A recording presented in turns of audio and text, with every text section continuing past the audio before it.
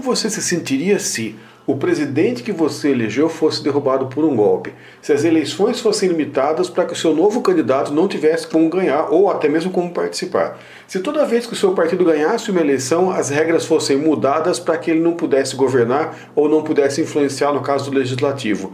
Se a maioria dos deputados votassem em leis contra o interesse e a vontade daquelas pessoas que elegeram esses mesmos deputados? Se as manifestações contra o governo fossem consideradas como terroristas e fossem reprimidas? E por fim, quanto mais nada funcionasse, o governo fechasse o Congresso, fechasse o STF e baixasse sarrafo em geral. Que você acha que eu estou falando dos governos Temer e Bolsonaro? Não, eu estou falando da década de 60 no Brasil. Deus me livre de falar da atualidade, vai que me enquadro na Lei de Segurança Nacional, que é uma lei dos anos 60 que estão usando até hoje. Acho que agora bugou, hein?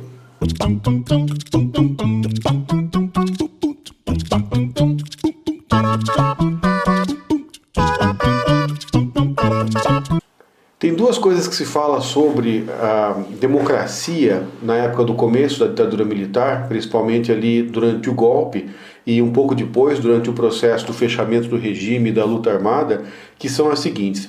Primeiro, tem uma vertente da historiografia que vai dizer que o golpe se deu porque a democracia ficou órfã, né? Nem a direita e nem a esquerda tinham interesse em defender a democracia.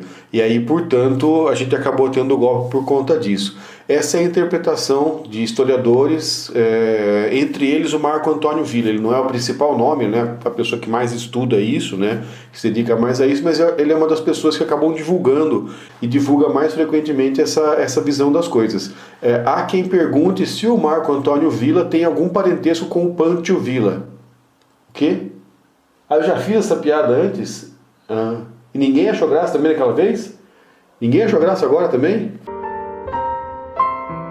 E a outra coisa que tem a ver com os guerrilheiros, né, da esquerda, da luta armada, é que eles não foram lutadores pela democracia, como em tese alguém diz, né, na disputa política aí, porque sempre a memória e a história acabam sofrendo também a disputa política do presente. Então, assim, esses guerrilheiros, né, esse movimento de luta armada não teria, na verdade, nenhum compromisso com a democracia, queriam sim instalar uma ditadura.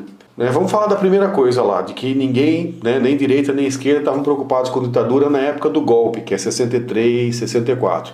Bom, essa tese é uma tese muito confortável, porque ela passa a ideia de que nós, quer dizer, nós que somos pessoas de centro, né, pessoas equilibradas, então bote algumas aspas nesse nós aí, não temos nada a ver com a ditadura. A culpa da ditadura é porque a esquerda e a direita não se preocupavam com a democracia.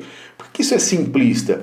Porque, na verdade, a construção do golpe de 1964 envolveu muita gente que se dizia liberal, que se dizia democrático, que se dizia de centro e que acabou aderindo à ditadura. Não seria possível a esquerda sozinha ou a direita sozinha terem base para fazer um golpe, ainda mais com o sucesso que o golpe de 64 teve, que praticamente não teve resistência nenhuma. Teve grande apoio e praticamente não teve resistência. Então, boa parte dos setores do centro também mandaram as favas, né, à democracia e optaram por um golpe. Uma parte dessas pessoas pode-se dizer que são pessoas enganadas, né? Pessoas, não vou dizer ingênuas, mas não sei como qualificar. Que foram muitos políticos, muitas pessoas que acharam assim, os militares vão fazer uma intervenção e aí eles vão resolver o problema e vão entregar de volta para os civis. Olha que coisa mais linda, né? Prêmio Mundial de Ingenuidade, porque uma vez que um determinado grupo social toma o poder, né, e não tem os outros setores da sociedade não têm força para resistir a esse poder, por que esse grupo vai entregar o poder de volta? Então, assim, as pessoas, né, que também não sei se eu posso chamar de ingênuos, mas as pessoas que defendem hoje que as Forças Armadas deem um golpe para dar poder total para Bolsonaro, elas estão esperando assim, que a força que deu um golpe e conseguiu poder absoluto vai entregar esse poder absoluto para o Bolsonaro? Né? Acorda, gente, né? Quem ganhar o poder absoluto vai exercer o poder absoluto. Né? Os militares acabaram, né? Os setores dos militares que tomaram o poder em 64 pensaram assim, por que eu vou entregar o poder? Deu trabalho para conseguir, eu posso fazer o que eu quiser, né? Não tem praticamente nenhum limite ao poder que eu tenho, eu vou entregar o poder de volta por quê? Né? Esse poder só foi devolvido aos civis no Brasil porque houve um grande desgaste dos militares, porque fizeram políticas econômicas erradas, porque levaram o país a uma dívida gigantesca, superinflação, carestia, crises, né? E acabou se desgastando cada vez mais o poder deles, e eles acabaram sentindo que não tinha como manter, né? Foi se desgastando, foram perdendo condições de se manter no poder e acabaram tendo que entregar. Então, assim, é absolutamente ingênuo você imaginar que um determinado grupo que assume o poder com força total vai entregar esse poder de volta para os civis ou vai entregar para um presidente que eles podem tranquilamente se livrar dele para tocar o projeto que está colocado. Então, eu acho que essa é uma interpretação muito assim de tirar o corpo fora, sabe? De não estabelecer efetivamente as devidas responsabilidades dos grupos sociais, das forças políticas, pelo que aconteceu nesse processo histórico. Então, eu particularmente acho que não tem fundamento, né, não tem sustentação essa tese de que a ditadura militar aconteceu, que o golpe militar aconteceu, porque nem direita e nem esquerda ligavam para a democracia. E aí também tem aquela coisa da falsa equivalência, né? Você vai dividir igualmente a culpa da ditadura entre direita e esquerda, quando quem deu o golpe foi a direita, né? Você vai botar a culpa na esquerda. Tá, isso dá pano para manga e a gente pode voltar a fazer essa discussão. Se você discorda, se você tem um ponto de vista complementar, por favor, deixe o teu comentário aqui na descrição, desculpe, o teu comentário aí nos comentários mesmo, porque isso ajuda muito o canal, sabe? Dá visibilidade, dá engajamento, ajuda bastante o canal a crescer e principalmente a fazer o esforço para furar a bolha. O outro tópico, né, que eu queria conversar com vocês hoje tem a ver com a ideia, né, de que os guerrilheiros que estavam na luta armada não ligavam para a democracia. Eles não estavam querendo derrubar a ditadura para estabelecer democracia, mas estavam querendo derrubar a ditadura para fazer outra ditadura, só que seria uma ditadura de esquerda, né?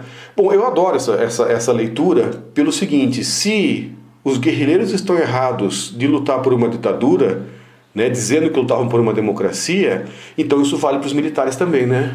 Porque exatamente o que eles fizeram foi isso aí, estabelecer uma ditadura dizendo que eles tinham um ideal democrático. Mas não, a coisa é mais complicada quando eu penso nos grupos de esquerda, porque tem dois aspectos para considerar. E aí, por isso que isso não é tão rápido e não é tão simples. Os grupos de esquerda que foram para a luta armada, primeiro, eles pensavam, tinha uma leitura de democracia que dizia que essa democracia que nós vivíamos era uma democracia falsa. Para começar, analfabeto não votava. Para continuar, a participação das pessoas nas eleições era muito mediada pelo dinheiro, portanto o dinheiro valia mais do que o próprio voto.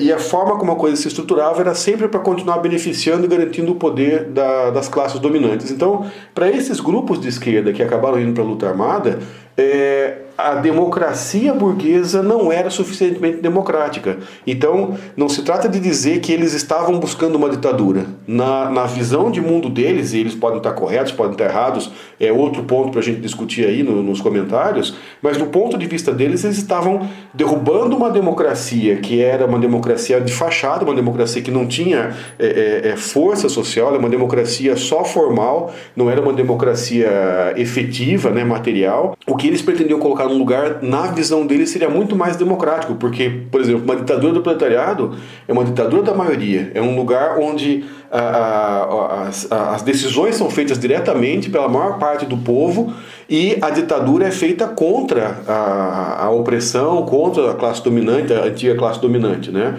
Então a visão deles era essa, era um processo violento de tomada do poder, mas que em essência seria de democracia direta, como os sovietes lá da União Soviética, né, os conselhos, e portanto seria uma democracia proletária, mais efetiva do que essa democracia burguesa que a gente vivia. Essa era a visão deles. Você pode gostar, você pode não gostar, mas isso mostra que eles não estavam lutando, né, para fazer uma ditadura exatamente igual àquela ditadura brasileira. A perspectiva era diferente, era mais complexa. Agora, a gente pensa assim, por que a luta armada tinha tão pouca adesão antes da ditadura e teve tanta adesão a mais depois da ditadura. Então, o movimento das ligas camponesas, ele acontece desde o final dos anos 50, começo dos anos 60. E o Francisco Julião e o pessoal em torno dele acaba tendo uma relação muito próxima com Cuba e acabam várias pessoas próximas do Francisco Julião acabam treinando para a luta armada, treinando para a guerrilha em Cuba, se preparando para isso, mas a adesão, né, a essas propostas de guerrilha sempre foi muito baixa. Tanto que não saía da casca, né? Você não chegava a ter um foco guerrilheiro, você não chegava a ter alguma coisa que efetivamente se organizasse para acontecer a luta armada.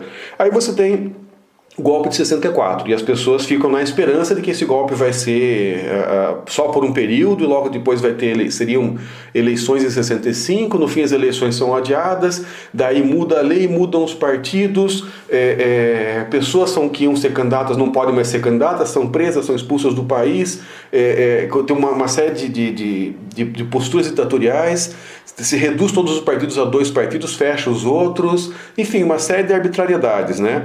E aí quando você pensa que vai ter eleições, não tem eleição, né? É feito meio que uma votação assim, naquela do saquinho, né? Entre os militares, vão colocando ali, e entre os militares escolhem quem vai ser o próximo presidente.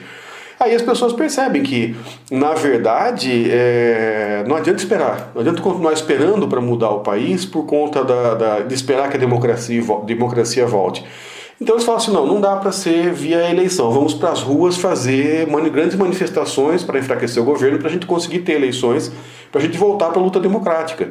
Então o pessoal da luta armada fica falando, vocês são loucos, isso não vai dar certo, ou é a luta armada ou a gente não vai conseguir chegar a lugar nenhum. E a maior parte da esquerda fala assim, não, vamos insistir aqui, vamos fazer manifestação, vamos fazer movimento, etc., para que a gente consiga enfraquecer o governo, que a gente volte a ter condição de ter eleições livres, a gente retoma o processo de transformação do país que estava acontecendo antes, né? Via democracia, via eleições, um processo normal, um processo pacífico de transformação da sociedade.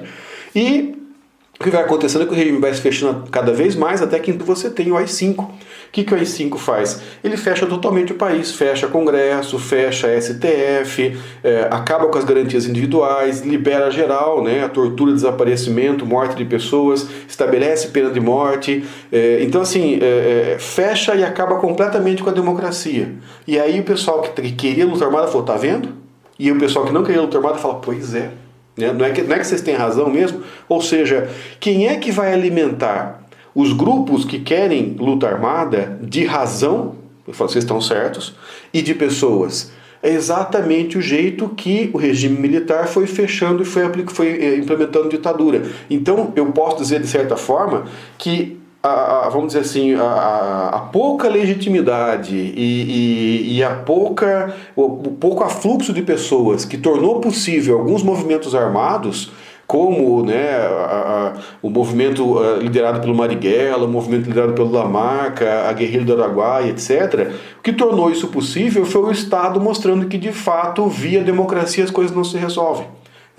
A gente sente, às vezes, uma coisa muito parecida vivendo nos dias de hoje, porque parece que a democracia vai sendo cerceada de todos os jeitos, né? Vai sendo limitada, então vai se tornar possível, né, em algum momento, né, para esses grupos todos, a perspectiva e a visibilidade e a viabilidade de uma solução política.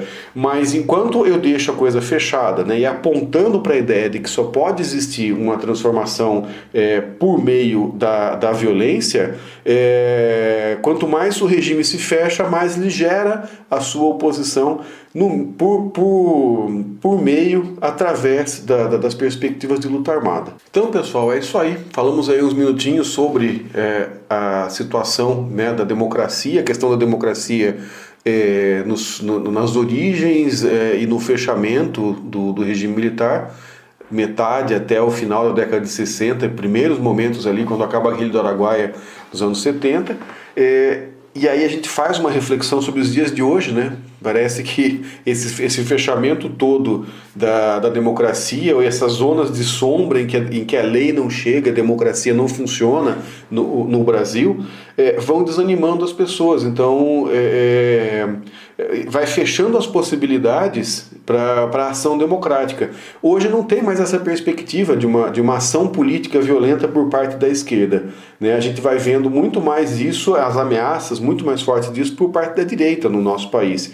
E isso é algo muito preocupante. Então, né, para a gente refletir um pouco, para a gente pensar esse exemplo dos anos 60 para refletir, para a gente aprofundar um pouco as nossas considerações, as nossas ideias sobre a situação do Brasil atual. Então é isso, pessoal. Obrigado por assistir esse vídeo. Conversamos uns minutinhos aí sobre a relação passado-presente, né? Agradeço a vocês por assistirem até aqui esse vídeo.